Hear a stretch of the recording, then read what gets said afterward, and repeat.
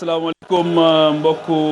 téléspectateurs yi nga xamante ni yéen a ngi wéy di topp li nga xamante ni moom mooy programme télévision Futur Média ñu dellu siwaat comme ni nga xamante ni doon lañ ko baaxoo boobu ba tey si beneen plateau boo xamante ni dañ cee fas yéene waxtaane waat leneen loo xamante ni dafa itteel li nga xamante ni moom mooy màggal gi mais surtout li nga xamante ni moom mooy grand projet yi nga xamante ni Cheikh Mouhamadoul Mountakha Bachir initié na ko te sosu ko waaye dafa sof rek ndaxte am na ci dinañ si dellu siwaat ci biir waxtaan wi yeneen kilifa yi nga xamante ni ñoom ñoo ko fi jiitu woon tamit amee woon li nga xamante ni moom mooy ay bi kenn ku ci nekk amoon nga yéene dans ce sens là waaye moom bi mu ñëwee mu porté ko am foo xamante ni foofu la ko bëgg a yóbbu ànd ci nag ak li nga xamante ni moom mooy capital humain bi nga xamante ni yëpp dañoo yëngu ci wàllu éducation ci wàllu recherche aussi bien à l'intérieur du Sénégal qu'à l'international ñooñu ñëpp tamit daal di ci yàkkamti lool sawar ci lool ngir ñëw daal di dooleel li nga xamante ni moom mooy bëgg-bëgg bi nga xamante ni am na ko te bëgg-bëgg boobu nag dafay transcender ay génération dafay transcender Sénégal dafay transcender Touba dafay transcender Afrique mooy une université boo xamante ni dafay répondre li nga xamante ni moom mooy exigence université ni nga koy amee fépp ci biir àdduna bi di ko amee tamit fépp fu ne bëri ci biir Afrique mu bëgg Sénégal daal di dolleekuwaat nag ci li nga xamante ni amoon nañ ko ci université ak système classique bi ñu amoon mu amaat beneen université boo xamante ni dafay am rang international rang mondial ñooñu nag kenn ci ñoom ci la ñuy dalal tey fii nga xamante ni moom mooy Touba ci résidence Cheikhoul Khadim muy professeur Lamine Gueye ñu ànd fas yéene waxtaan ak moom fas yéene passer à la loupe li nga xamante ni moom lañ ko ci dénk mu koy doxal ak ñeneen ñi nga xamante ni yëpp daf koy ànd ci l'égide ki nga xamante ni moom mooy Serigne Cheikh Ahmadou Badawi Mbacké waaye balaa ñuy dugg ak moom ci biir waxtaan bi professeur ginnaaw bi ñu la nuyoo dafa am tamit ci biir màggal gi beneen kuréel boo xamante ni dañ la ko dénk muy benn comité de vigilance boo xamante ni tamit da nga ciy ànd ak ay borom xam-xam ci wàllu santé ci wàllu wér-gu-yaram ngir nit ñi mën a màggal si ci jàmm dellu si jàmm professeur bi ñu la nuyoo dalal la taxawaay boobu ñu la dénk mën nga ci revenir rapidement ak fan ngeen ci toll. asalaamaaleykum wa rahmatullah bismillahi rahmani rahim maa ngi lay sant Pape Djibril Fall ci invitation bi di gërëm sant waa TFM yëpp en particulier seeni autorité ci invitation bi ngeen jox ñu muy opportunité ñu ñëw waxtaan ak yéen ci l'une des priorités majeures maanaam sëñ bi yi nga xam ne moo ko gën a soxal fi mu ne muy université Cheikh Ahmadou Bamba dañu war a wax sax complexe Cheikhul Khadim dinañ ci revenir parce que ëpp na université xam nga ne loolu sëñ bi teel na wax bi mu egsee ci xilaafa gi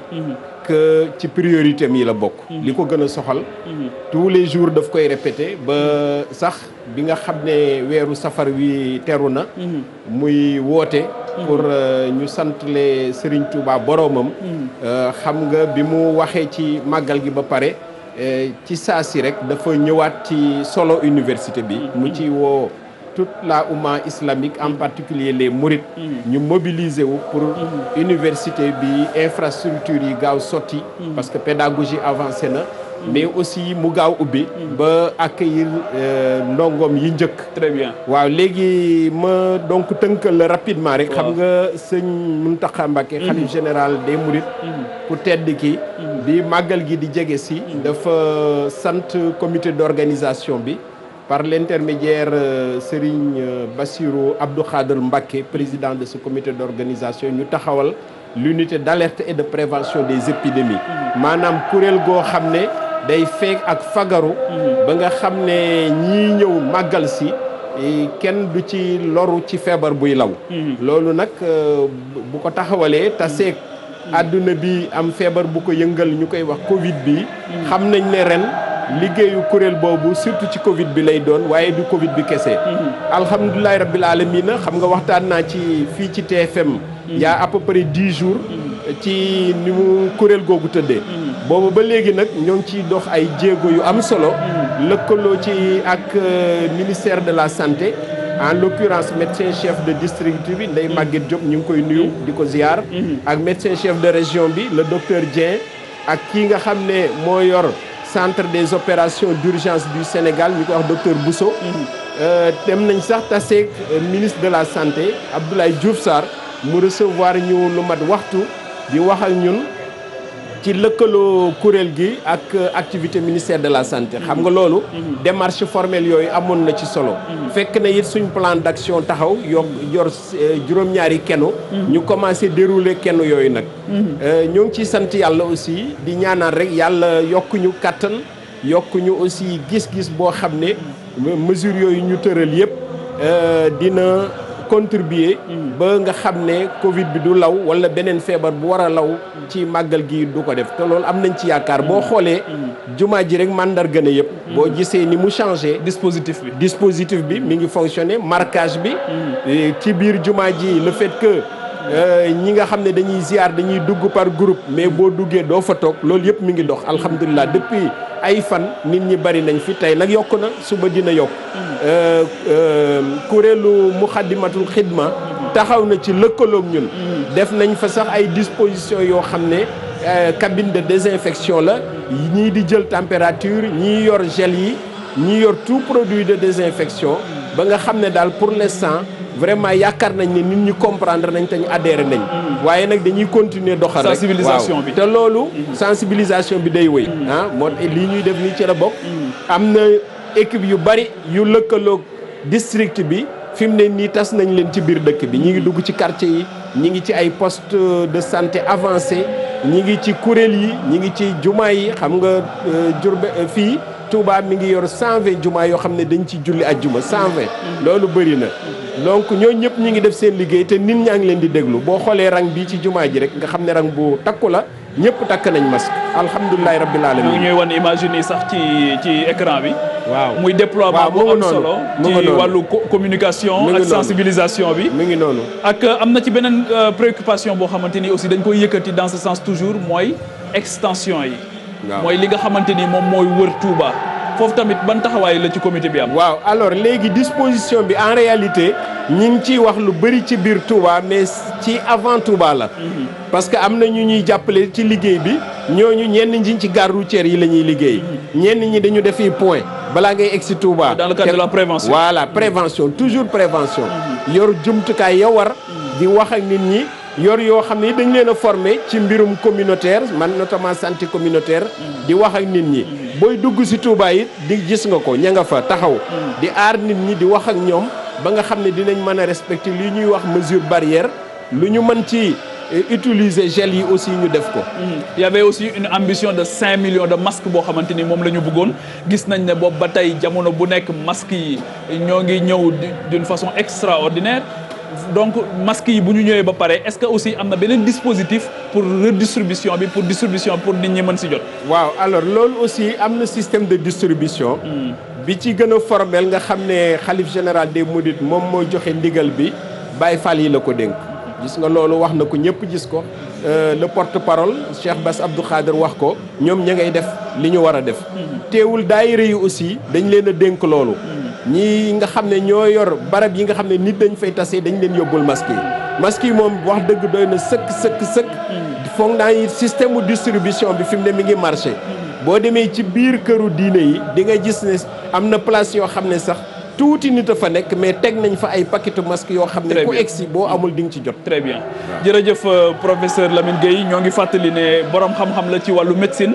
waaye nekk chercheur bu mag tamit bi mbir mi xewee ñu jëm ci màggal gi Cheikh Mouhamadoul Mountakha Bachir daal di koy dénk benn travail de coordination boo xamante ni moom dafa nekk si bopp bi jiite ko waaye ci biir ay ressources humaines yu am solo la dans le domaine de la santé publique tout court ak ci rawatina épidémiologie nga xamante ni ñoo ngi ciy def liggéey bu am solo lëkkaloo nag ak ñi nga xamante ni moom mooy les structures du ministère de la santé ak chef de district bi nga xamante ni moom moo nekk fii. léegi nag professeur ñu daal di dugg ci li nga xamante ni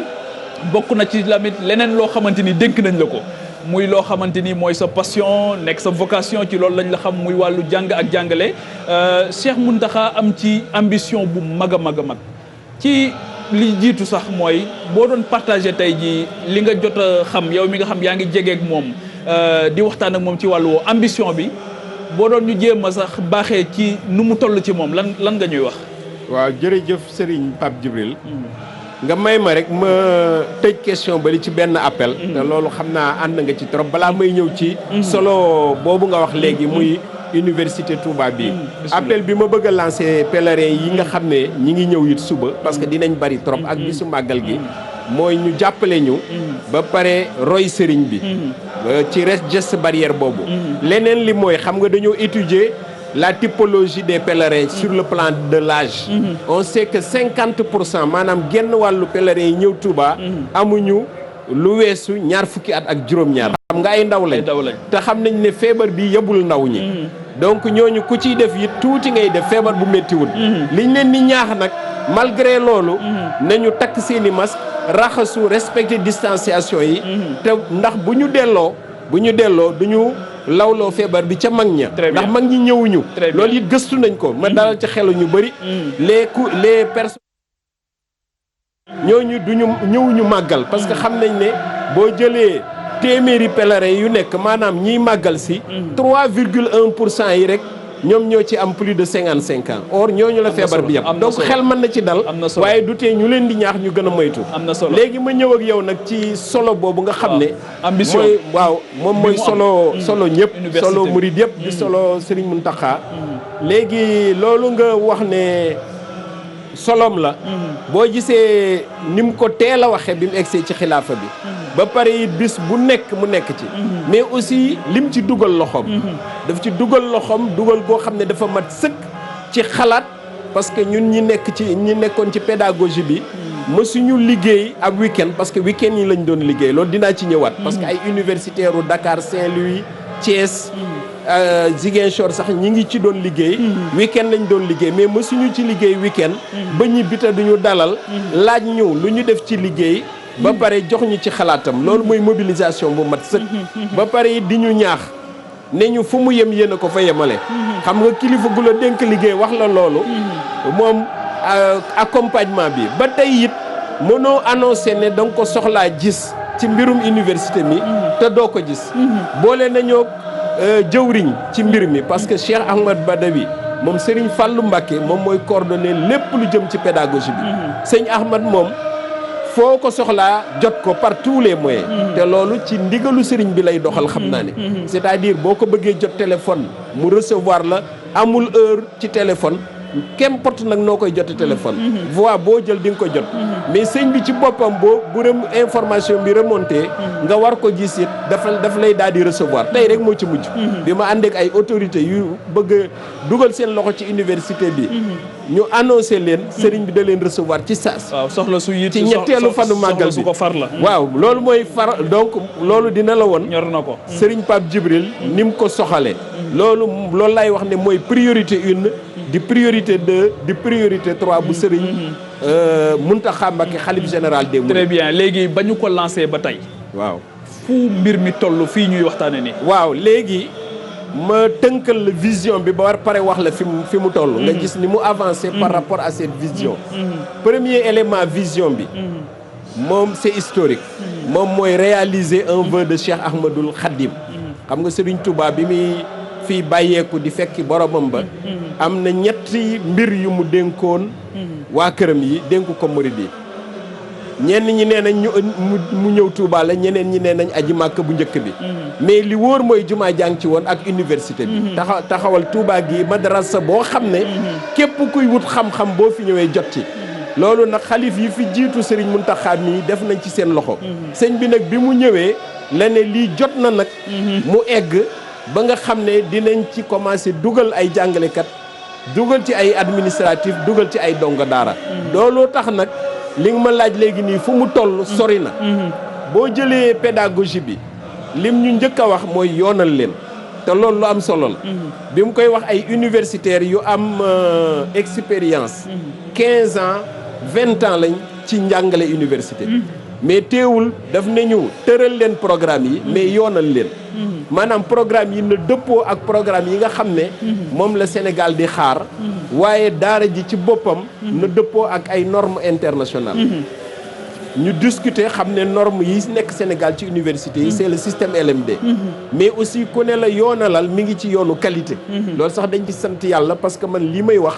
di ko def ci université bi ma koy def nekkaguma responsable de l'autorité nationale d'assurance qualité de la recherche et de l'innovation du Sénégal booba recteur laa woon université Alioune Diop sëñ bi dénkuñu ñu coordonné programme yi mais lim ñu njëkk a wax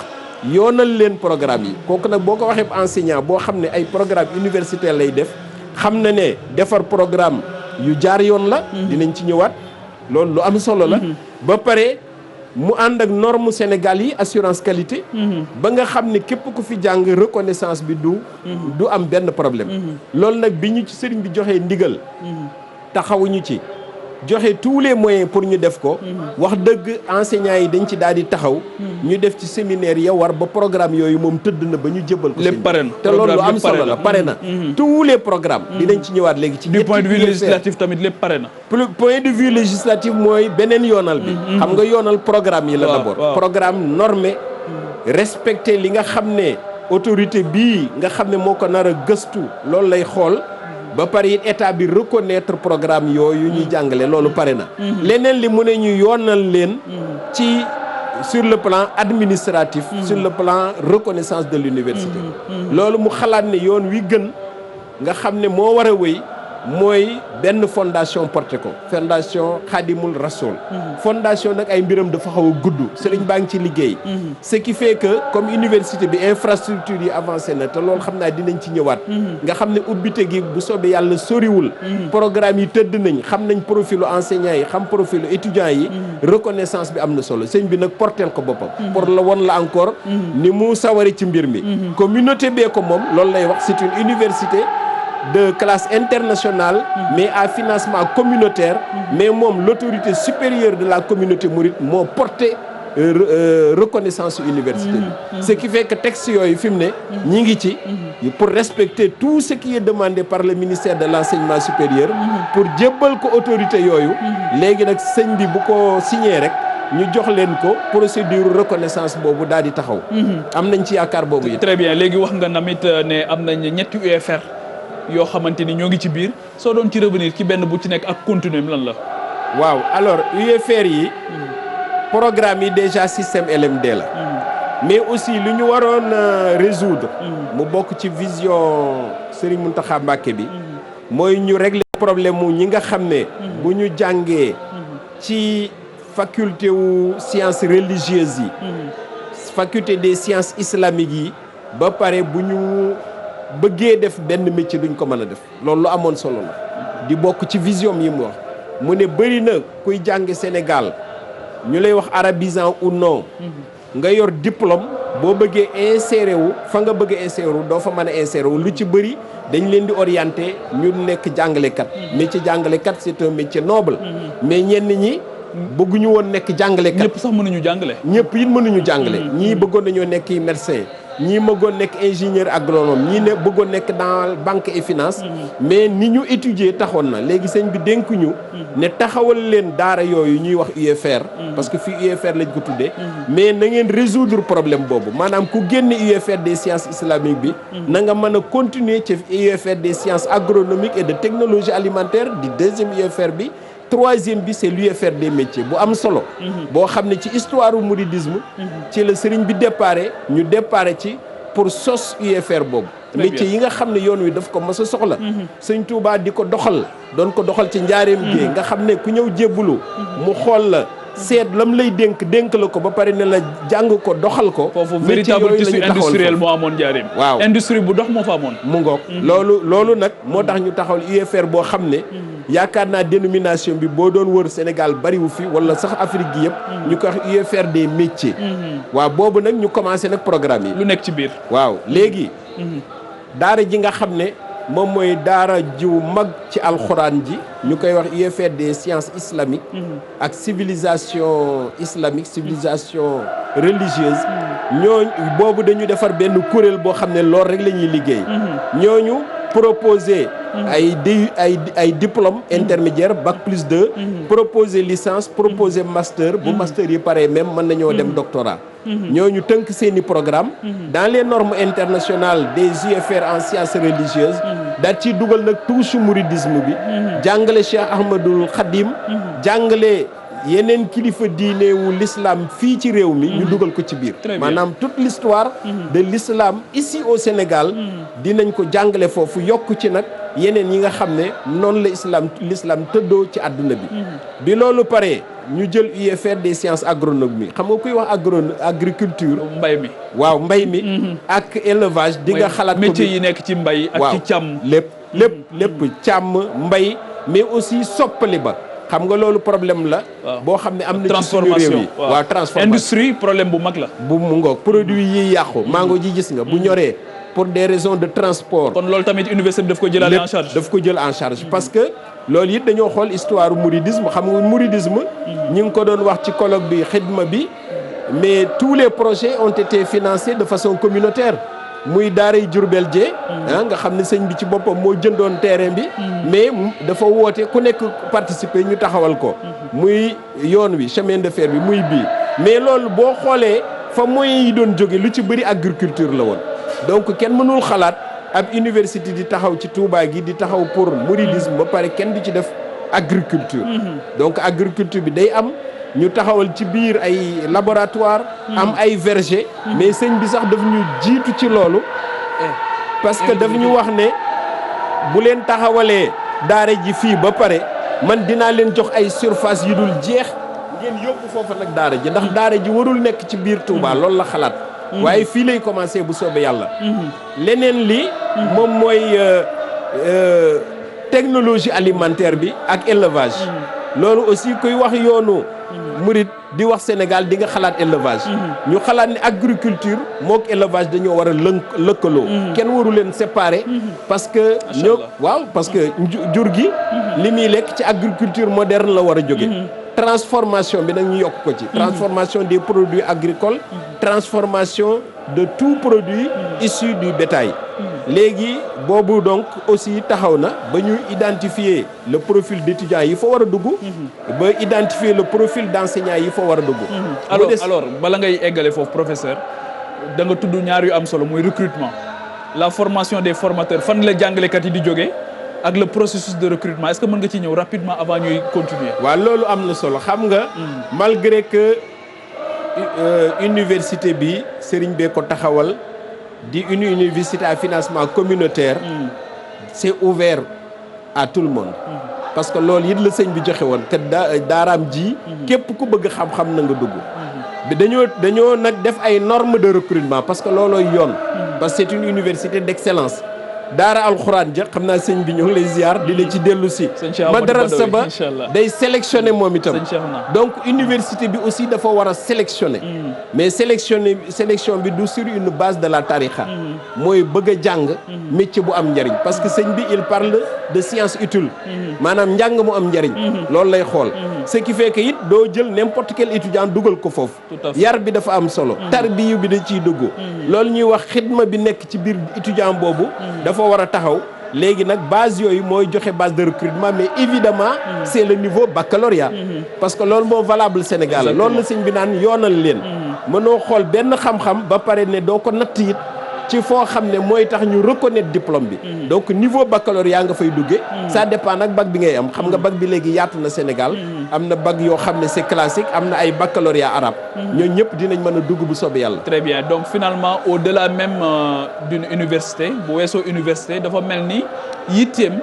mooy ñu réinventer un système éducatif un nouveau système éducatif exactement loolu en réalité dans le fond loolu la c'est-à-dire boo gisee sax affaire bi muy évoluer du doon université kese mais complexe la moom mooy système bi nag parce que complexe bi lan la daara ji majalis bi université bi ngay gis ñu def faculté des sciences religieuses faculté des sciences islamiques donc en réalité système bi la ñuy xoolaat c'est-à-dire nit ki nu muy ancré wu ci diineem xam diineem na mu waree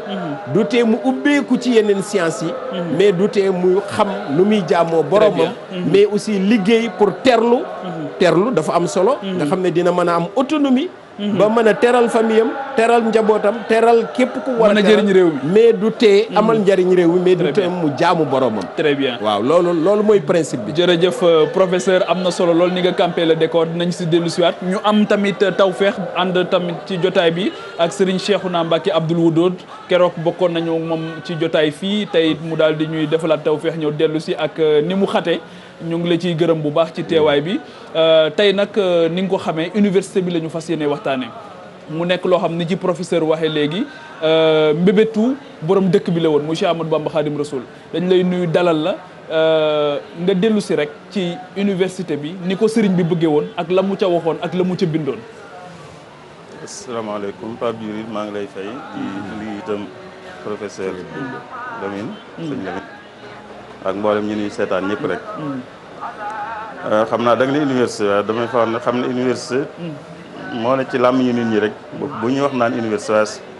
professeur Lamine wax na ko léegi université da cee bokk waaye complexe la complexe bi sax da cee bokk waaye système la système éducatif la système éducatif bi nag sëñ bi mu koy digle dafa wax ne njàng mi li tàmbalee ci suuf ba ci njobbaxtan la ci suuf mooy kon préscolaire njobbaxtan la mooy enseignement supérieur moo tax kon njàng mi am ci diggante bi yëpp da cee bokk kon système la njëkk a doon bu nekkee système ba noppi nag ci biir système bi sëñ bi taxawal complexe boo xam ne day jëmmal lenn ci système bi du lépp sax ndax système bi am na école itam école moderne am na ci bokk na ci école moderne bokk na ci ak nag daara alxuraan yi majalis ak enseignement supérieur kon système la dëgg-dëgg biir système bi nag complexe bi génne ci complexe bi moom ni mu ko waxee rek yooyu ci nekk daara alxuraan ak daara majalis ak ay UFR muy kon enseignement supérieur macha allah léegi comme niñ ko waxee léegi si njëlbeen gi université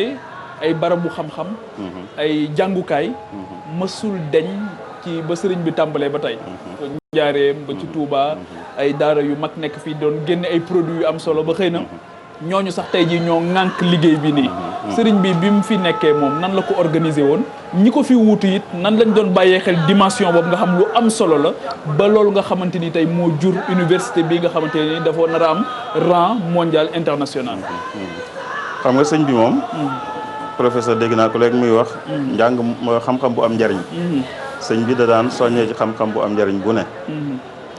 moom ci boppam da daan jàngale ba mu demee ba mënu koo defal boppam lépp mënatu koo defal boppam mu am ñeneen ñum tànn ñuy jàngale ñooñu mu tànnoon ñuy jàngale itam moo leen doon yoral seen lépp mooy day digal ñeneen ci taalibe yi ñu leen di yoral seen lépp très bien ba ñoom ñu mën a féetewoo rek ñu jàngale mën a féetewoo jàngale ñu jàng mën a féetewoo jàng noonu la ko tërale woon ndax xam-xam moom la def mu lal lépp mooy fondement lépp ci yoon wi bi mu fi jógee itam ñu ko wuutu te loolu lañ nekk bi mu fi jógee nag sëñ ba dafa am na lu mu tàmbali woon lu mu naaloon mooy naaloon na jàngu bu mag boo xam ne nit ñi dañuy mën a jóge fu ne ci réew mi di fi wut see xam-xam ba yónni woon nag ku dem Égypte jëndoon ay téere ngir mu nekk ci bibliothèque gu jàng boobu kan sëñ Touba ci boppam sëñ Touba yoon na benn naaru gànnaar mu dem Égypte jënd fay téere yu bari ngir waajal jàng boobu digaloon na sax ñu defar béréb bu ñuy def téere yooyu jamono yooyu xam nga fii ñuy wax fii bayti nii fii école sëñ Cheikh Mbacke bi nekk loolu la fi naaloon bi ñu fay denc téere yi ñu defar ko defar boo xam ne dane woon loo xam ne daal ci jamono yooye bu ko waxee rek ñu xam ne tabax la ci jublu na mu ko waxee woon max du ko mënal dara am nu mu ko waxee woon daal noo xam ne lañ ciy dégg rek mooy kon tabax lay doon ku dem jafe it téere yi ñu indil la ko waaw kon lum naaloon la sëñ Mbàkke bu seet nettali na ko nee na sëñ bi mu fi jógee li mu xamoon ci ay naal yu ñu fi bàyyi mooy lu mu bëggoon te sottalu ko jàng bu mel noonu ci la jàng bu mag boo xam ne nit ñi dañuy jóge fu ne ci réew mi di fi wut see xam-xam ak it dem Màkka muy aji naaloon na ko sottiwut ñetteel mooy jumaay Tuubaa ji naaloon na ko te sotteegutoon kon sëñ bi foofu la tegoon xam-xam noonu la ci doon doxee bi mu fi jógee ñi ko wut itam nekkoon ca loola sëñ Modou Moustapha mi ko njëkk a wuutu moom daa fekk ñu amoon yitte ju mag joo xam ne daanaka tëluñu woon leneen. waaw muy jumaa ji. muy jumaa ji moo tax yitteem yëpp gënutoon jumaa ji. waaye sëñ Fallou mi nga xam ne ci loxoom la yàlla sottale jumaa ji. gis nga bi mu sottee da caa wutaale ab jàngu. sëñ Fallou. bi jumaa ji noppee dafa wutaale ab jàngu. boo xam ne ba bisub tey bii bañ ko ubbee ba bisub tey ñu ngi fay jàngale. sëñ As Jaxate mi nekk fii seen ginnaaw nii rek. di doomi sëñ Amsatu Jaxate. ba mu ko tàmbalee ba léegi ni mu ngi fay jàngale. ak nag ñoo xam ne ay way juróom lañu woon ñoom la ko boole loon. sëñ Moussa Elimane mii nekkoon Elimane Touba. julli juróom ak sëñ Ndam Bousso. mooy wajur sëñ Sam Bousso Abdourahmane da ngeen ko xam. ak sëñ As Jaxate mii nekkoon seen doom. mu nekk ak ñoom. moom ba léegi ni maa ngi fa di jàngale moo ko ay doomam. sëñ Fallou kon gis nga nim boolee ñaari naal yooyu te yàlla dogal ne aj ga sëñ bi bëggoon defu ko it sëñ Fallou bokk na ca ña ko defoon sëñ Mbacke Bousso ak sëñ Maam Cheikh Anta ak sëñ Fallou ak ñeneen gis nga sëñ Abdou Lahad bi mu ñëwee moom université moom la naal tam liggéey ko sax laay wax ndax bi mu fi jógee nee nañ liggéeyoon na ceer bi ak bibliothèque bu mag ak bibliothèque bi mu liggéey ko moom itam yónnee Égypte ak réew yu arab yëpp waaye Égypte moo ci ëppoon doole yónnee fa ñu jënd fay téere moom itam jamono yooyu daanaka téere yi amoon yëpp ci wàll yëpp jëndoon nañ ko andi ko ma nga fay ba nagani mu defar université bi tàmbali ko ba mu sori ba nee nañ bi mu fi jóge li noppi woon matoon na ceeru liñ jàppoon a def gis nga kon ni mu ca nekke moom it sëñ Muntaxa nag bi mu ñëwee moom itam foofu sëñam laa tolloon nag bëgg faa sof sëñ Muntaxa lu jiitu yii ndax am na loo xam ne ñu bari xamuñ ko xëy na waaye lu 2011 la ànd ak nun ñi ko daan jàppale ci liggéeyu jëm ci xam-xam dem ci sëñ Cheikh Mati lay tàggu ko ne ko daa bëggoon université bii sëñam laa taxawaloon bu ci amee ndigal mu def ci jéego bam ba la ko taxoon a jóg mën a am 2011 déjà 2011 mu jox ko ci ndigal ñu ànd ceeg moom di liggéey ba yàlla dogal far mu nekk xalifa général des mourides kon du yàgg nekk yitteem la woon bi mu ko nekkee nag moom mu ne far moom rek kay yitteem fi mu ne moo tax damay wax ne sëñ Muntaxa moom xam-xam yitteem la woon naka jekk moom waaye fi mu ne nag yitte yoonu murid la ndax moom mooy njiitu yoonu murid dégg naa it mu nettali ne ba mu jàngee sax ba fii mat am yitte ji fooroon na lool ci moom ba may tàggu sëñ Moustapha Bachirou ngir dem jàngi ci grandes universités yi donc loolu tamit xam naa ne yéene bu mu am la dëgg la bu mu amaloon boppam waaye bu mu amal Sénégal ak Afrique yëpp dëgg la xam nga moom dafa am lu am solo loo xam ne moom da koy wax ci boppam bu koy wax sax day tooñaale boppam waaye danañ ci dégg dara dañu ko daan wax lu jiitu yii buñ daan liggéey ak moom ci jamono yooyu dañu daan wax ne man awuma xam-xam waaye xam naa xam-xam ndeysaan xam nga loolu moom solo xam-xam-xam awuma xam-xam ji moom ak wooye fam la mu ne waaye xam naa xam-xam loolu nag mooy li am solo xam-xam-xam xam-xam mooy xam ko mooy li am solo xam ne da ko daan wax sëñ Tuubaa moom sëñ Muntaxa sëñ Tuubaa lu mu def lu ne ci xam-xam la ko tabaxe soññee ci lool xam-xam kese it moo ko mën a sàmm dem boo xam ne ku dox sa diggante xam-xam sax jàppal ne seytaane kon moo tax yitteem jooju day ju yàgg ci moom bi mu demee nag ba yor baat bi moo tax mu bëgg koo sottal ne nañ tëral kon système éducatif bu dëkk bi ci biir système bi nag mu tànn ci yoo xam ne da koy tàmbalee ci complexe bi waaye du ne fa lay yem ab tàmbali la très bien jërëjëf Serigne Cheikhouna Abdoul Wadoud mu am lu am solo ci ni mu delluwaatee ci historique bi wax ne préoccupation bu mag la woon ci ki nga xamante ni moom mooy Cheikh Ahmadou Bamba Khadim Rasoul professeur tey ci liggéey bi nii fi mu toll ngir nit ñi ni ñuy bàyyee ko tey fu nekk ci àdduna bi di dem al Azhar ci Caire di jàngi ak ci yeneen grande université yi ndax mën nañoo xaar lool ci université bi nga xam ñoo ngi koy defar tey ci Touba. waaw jërëjëf ñoo ngi sant Serigne Cheikhouna li mu def rappel historique boobu qui montre que li ma doon wax léegi priorité la mës a doon pour yoon wi te it daanaka mën nañoo wax ne lu am la ba pare parce que sëñ bi moom xam nga bu dee dénkaane it fekk na mu jëf ko ba pare. léegi loolu nga wax am suñu njort rafet na ci trop. historique bi rek wane na ko. parce que yoon wi gisu leen fi benn projet bu am importance bu ñu taxawal boo xam ne sottiwul. day sotti sax dans les délais. te noonu lay gaawee programme yi ma doon wax léegi chaque fois 25 enseignants ñoo ko daan séq mais buñ koy paree week-end bi sax da leen doon surprendre ak enseignants yi suma xarit yi nekk suma mbokk yi xam nga seeni discussion léeg-léeg ni muy jafee boo koy jàllale ci instance université yi ni discussion yi di mel pourtant rigueur boobu lañ appliqué teewul dafa teel a sotti léegi nag sëñ bi noonu mu ko waxee ne na ngeen tàmbalee ci suuf ba ca njobbaxtaan la gisee na ko ci daara yi gisee ko ci qualité bi donc loolu ngay wax c'est-à-dire bu xasee ba taxaw mu bi bu yaakaar naa ne soxlaatul ñuy génn di envoyer ay nit ci université yooyu ngay cité léegi. lan moo war a tax nit bàyyeekoo ci beneen réew ñëw ci université bi ndax loolu liggéey boobu moo ngi ci. waaw liggéey boobu d'abord fi muy jaar mooy ñu normer ko xam nga bu dee normer leen yoonal leen la koy waxe moom mais norme laa koy waxe man pour peut-être nit ñi gën a comprendre déjà sur le plan de la reconnaissance des diplômes yaakaar nañ ne buñ ko tegee ci fi mu war a jaar benn problème du am te teg nañ ko fa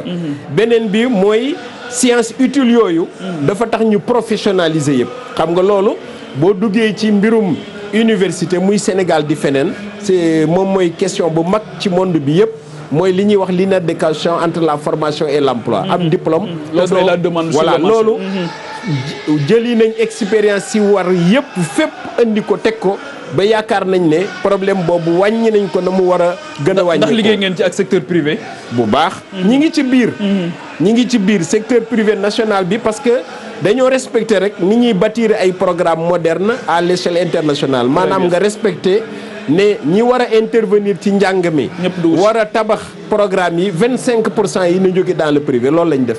jëli leen mais aussi xam nga diaspora mouride bi mouride yi bëri na ci ñu nekk dans les affaires ñeneen ñi di jàngale ñooñu dañoo contribuer sëñ Ahmed Badawi dans les grandes universités nekk dans les grandes universités sëñ Ahmed Badawi xam bu baax réseau yooyu sëñ bi xam leen bu baax ñu ñuy bind ñu leen di ñuy jokkoo ak ñoom di leen envoyer programme leneen li xam nga luy defar université de classe internationale programme yi la mais infrastructure yi la fi mu ne 2020 qualité des infrastructures waaw 2020 loo mën di def infrastructure mënoo envisager ne am nga une université moderne boo dugalul les nouvelles technologies de l'information et de la communication. Alors quelle est la place de la technologie fan la toll. sori na trop. loolu ci conception bi lañ ko dugal. fi mu ne sànq rek laa jógee ci université bâtiment témoin bi. timis foofu la ma fekk. visiter nañ ko mais câblage informatique bi c'est totalement fini ci bâtiment témoin bi te noonu lay mel fépp te dañ ma bëggoon woon ne loolu ngeen wax ne da ngeen bëgg une université moderne. boo xam ne formation à distance bi mook présentiel bi benn lay doon que ku nekk Washington bëgg a intervenir dina intervenir te loolu proposition yi am na ku nekk Paris bëgg a intervenir ku nekk Abidjan feneen ak feneen day intervenir sans mu bouger loolu yëpp prévoir nañ ko responsable yi ñoom ñooy contrôler SAR yi directement toutes les las la ñu câblé ce qui fait que njiitu université bi wala président conseil d'administration ba sax bu toogee ci bureau mën na xool salle yëpp xam la fay xew. étudiants yi aussi soxlawuñ forcément ñuy toog ci université. on va dématérialiser alors. waaw dañuy dématérialiser présentiel. plus enseignement à distance loolu nag xam nga boo ko bëggee def. infrastructure yi. te vraiment ñi ngi sant yàlla. sëñ bi jàppale ñu ba nga xam ne loolu fi mu ne salle boo fa dugg. tout de suite fa ngay gisee prise courant bi. fa ngay gisee le dispositif informatique. très bien muy câble yi di wifi bi. très bien waaw léegi gis nañ tamit ci wàllu contribution nga xamante ni yoonu murit dafa rester fidèle ci vocation ba mu amee woon depuis projet yi ñu njëkk a am. bokk na ci jumaay Njaaréem bokk na ci raay bi jógee ko indi ko fii implication boobu communauté bi am dafa mel ni dafa feeñaat ci université bi. dégg naa sëñ professeur Lamine wax ko léegi muy xidma. xidma bi mu tudd ne étudiants yi fii ñëw. dañoo war a doon ñoo xam ne ñoom it dañuy am esprit xidma. xidma bi rek ci la. xidma bee sottal lépp. xidma bi nga xam ne sëñ Tuubaa da ko jëmbat ci taalibe yi. ba mu dëgër ci ñoom. moo sottal loolu lépp. moo leen ko jàngaloon itam. bim diglee jumaay Tuubaa ji. daa santaane woon at mu nekk kenn ku ne joxe nangam ñaar fukk ak juróom-ñett. bañ ko njëkkee dajale da leen a wax ne li tax ma doxale ko nii dama bëgg mu doon seenu doxin ndeysaan lu ngeen amate lu ne na ngeen ko jéem a sottalal seen bopp ndeysaan loolu moo tax ba lépp lu taxaw seen kanam kenn ku ne lu mu am def ko ca ba mu mën a sotti ku am alal def ci alalam ku am xam-xam def ci xam-xamam ñoom professeur Lamine moom ñii ak ñun universitaires yi mu àndaloon loolu ñu liggéeyee bu fekkoon ne dañ koy liggéeyee feneen xaalis buñ leen ci fekk kenn xaalul per jëm ngërëm lañ ciy wut kenn xam lu muy toll kenn wutul per jëm ngërëm rek lañ ciy sàkk noonu seen xam-xam lañ xidma macha allah ñi ci des noonu ñi am alal seen alal lañ xidma ñi am kattanu yaram sax seen kattanu yaram dañuy xidma xaw ma liggéey bi laaj na comme déet waaye bu ko laajoon dana am ñuy dem di liggéey te kenn du leen fay mu doon seen xidma ay maçon yu mën a liggéey ñu leen di te duñ leen fay menuisier yu mën a liggéey te duñ leen fay yooyu yëpp lépp lu sotti ci yoon xidma boobu rek moo ko sotti moo feeñaat ci université bi xam naa ne li ñu cëraloon ci waxtu jot na mat na léegi yow sëñ Cheikhouna nga def ay université yu bëri yàlla defal la tawfeex tamit nga génn jàngi tey jii boo doon ñu wax lu université bi di indi ci particularité ak valeur ajoutée par rapport ak li nga xam gis nga ko feneen lan lay doon ak ndax tey jii mënati nañoo ñee kenn ci université fooguma ko professeur Lamine jamono yi ñu ciy liggéey daana wax ne dañoo jiitu li fi nekk alhamdulilah te noonu lañ ko bëggee maanaam li fi nekk dañoo bëgg a def lu nekk ci seen kanam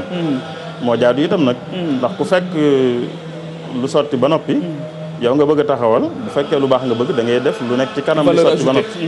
moo tax kon ci dañuy bëgg lu féete kanam li fi nekk très bien valeur ajoutée bi mooy lan mooy niñ ko waxee nit ñi dañ daan génn di jàngi loolu moom du jeex du jeex lu mën di xew daañ ci génn di jàngi réew yi am université yu bëree bëri itam du tey seen nit dañ génn di jàngi ndax yeneen day tax du rek ne li ngay jàngi dafay amut waaye leneen daa tax nit di jàngi waaye daal di jàngi ngir dafay amul moom mën naa jeex très bien te nit nag bu fekkee dafa jàngi fi mu dëkk te li muy jàng ñu bàyyi ci xel itam bérébam loolu moo gën ci moom mu jànge ji feneen foo xam ne mën na faa jële leneen te mënut a ñàkk très bien am njàng moom mënut a ñàkk ëmbaale ay aadaak ay xalaat ak yu mel noonu boo ko jàngee fi nga nekk nag mooy ëpp njariñ ci yow moo lay gën a mën a aar itam loolu rek lu am solo la beneen bi mooy wàllu gi ñu ci fésal itam wàllu luy tax nit ki bu génnee rek mën a am liggéey te mu doon liggéey yu soxla ci béréb bi yi ñu gën a soxla ci béréb bi itam loolu valeur ajoutée bu baax a baax lay doon très bien gis nañ Touba liñ fi jàmbat lu bëree bëri mooy nit ñi fi dëkk daanaka amuñ liggéey bu weesu commerce ku ciy liggéey daanaka doo génn commerce très bien te loolu doyut li ñu war a am métier yu bëri métier yi bëri na fi artisan yi bëri nañ jëm ci industrialisation dëkk bi waaw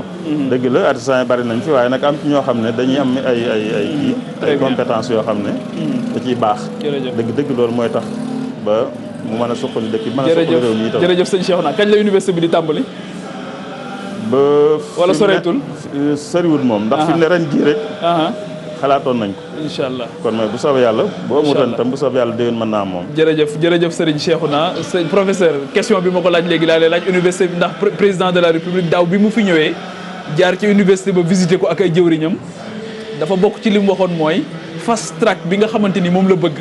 di ko soññe ci ay jëwriñam mu ne foofu la ko fekk foofu fii la ko gis secret bi lan la ak tey kañ la ñu mën a xaar mbir mi tàmbali waaw secret bi moom xanaa mi ngi ci li ko sos maanaam li sëñ bi santaane sëñ bu mag bi ak sëñ Muntaxa loolu moom secret la mais aussi ni mu mobiliser communauté bi ñu taxaw ci moo tax programme yi gaaw infrastructure yi gaaw conception bi même gaaw loolu moom waaw macha allah sant yàlla noonu la gaawee loolu moo indi fast track bi yëpp dafa nekkoon en mode fast track loolu laa doon wax bi ma njëkkee dégg président de la république wax ko nee naa mode fast track de pourtant ñun ci loolu la ñu nekk waaw mouridisme bi moom surtout université bi waaw loolu nag day am benn leader benn manager maa ngi jéggul sax ci terme yi boo xam ne mooy impulser ce mode de fast track loolu nag sëñ bi loolu la ñu def koo xam ne danaa ñëw leen réunir mais bu ngeen paree ñëw leen rendre ma compte boo rendre compte ba pare mu dugal ci xelam dugal ci xalaatam macha allah dugal ci ay moyens ba pare yi ne la fu mu yem yaa ko fa yebale macha allah kooku moom mënoo lu dul mode fast track léegi ubbi bi bu soobee yàlla du yàgg comme ni ko sëñ bi waxee infrastructure yi sori nañ xam nga wax naa la léegi bâtiment témoin ba fi mu ne suñu recruter woon enseignants yi taxaw ñu taxawal étudiants yi mën naa démarrer. bien que communauté bi sax. am na ñu bëri ñu defoon ay offre ne même bu université bi taxawul. pare nañ pour joxe seeni bâtiment ñu démarrer ci. donc du yàgg. mais nañ ko bàyyi ci loxo sëriñ bi. parce que moom moo yor mode fast track am ñun ñu topp ci. macha allah saa yu décidé ubbi foog naa dina ko ubbi te loolu am nañ yaakaar ne du yàgg. très bien jërëjëf Serigne Cheikhouna Abdoul Wadoud ñoo ngi lay sant bu baax ci wuy si bi. ak yitte yu mag yi nga xamante ni yëpp yaa ngi ci di gërëm bu baax professeur Lamine Gueye moom tamit ànd na ak ñun depuis bi màggal gi commencé déjà ci comité de vigilance bi ak li nga xamante ni moom mooy université bi nga xamante ni rôle bu am solo la ci joué di gërëm ki nga xamante ni tamit moom mooy Serigne Cheikh Ahmadou Badawi moom tamit mu am ci liggéey bu am solo noonu la ñuy gërëmee tamit ki nga xamante ni moom moo yor comité d'organisation màggal gi muy Serigne Bassirou Mbacké Abdoul Khadr di ñaan suñu borom mu defal leen ndam ci bés bu màgg bi nga xamante ni ci lañ jëm muy fukki fan ak juróom-ñett ci weeru safar université bi nag ni ñu leen ko waxee c'est plus qu'une université complexe la waaye système éducatif la boo xamante ni jàpp naa ne c'est une réponse civilisationnelle par rapport ak li nga xamante ni loolu la ñu fi colon bi bàyyiloon mooy un système pensé par nous et pour nous et je pense que ne loolu moom mooy réponse bi nga xamante ni Serigne Mountakha Bachir indi na ko am ci yéene ju rëy ndax keroog déclaration ba mu ci njëkk a def dafa wax ne dafa bëgg fi ak 350 années képp koo xamante ni ñoo ngi lay tudd ci borom xam-xam ci biir adduna bi nga am sa répondant depuis Sénégal depuis Touba depuis Afrique te loolu je pense que ne loolu la ko maamam bàyyee loolu mooy baaxu maamam loolu la fi sëñ Mouhamadoul Bachir nekke woon donc ci kaddu yooyu la ñuy jeexale di wax ne ñaari bind yi nga xamante ni jàngale na ko te professeur Lamine Gueye wax ko léegi ne jamono bu nekk dina ñëwaat joxe orientation loolu mooy le principe de l'amélioration continue leneen li mooy un leader il ne laisse pas faire mais il fait faire te leadership de qualité boobu wane na ko ba mat sëkk ci li nga xamante ni moom mooy université bi yàlla na ko fekkee ba ñu tijji ko ba ànd ak moom naalaat yeneen naal te lépp di njëriñu Touba di njëriñu Sénégal di njëriñu Afrique kaddu yooyu la ñuy jeexalee di leen waxati jërëjëf Serigne Touba.